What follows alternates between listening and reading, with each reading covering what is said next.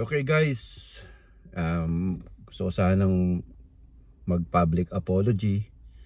Kaya ako ginagawa tong video na to dahil sa kadahilan ng nasaktan ko yung damdamin ng aking asawa sa nagawa kong kasalanan. Dahil base sa kanya, ako ay ng babae sa kanyang panaginip. Kaya humihingi ako ng tawad sa aking asawa sa nagawa kong kasalanan sa kanyang panaginip, yung aking pambabae dun sa panaginip niya. Kaya nasaktan ko yung damdamin niya. Kaya ako ngayon humihingi ng public apology dahil sa nagawa kong kasalanan. Aray ko. Pero dapat, 'di ba, yung suntok mo niyan sa panaginip lang din.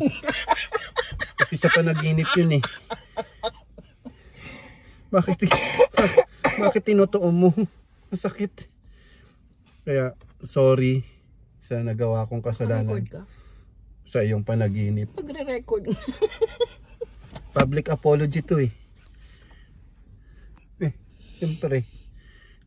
Siyempre may mga netizen concerned sila.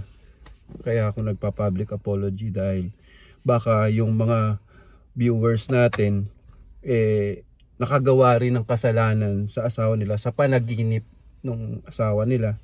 Kaya lumabas na kayo, mag-public apology din kayo. Humingi kayo ng tawad dahil sa nagawa nating kasalanan dun sa panaginip ng ating asawa. Sorry dun sa panaginip na nagawa kong kasalanan. Bye.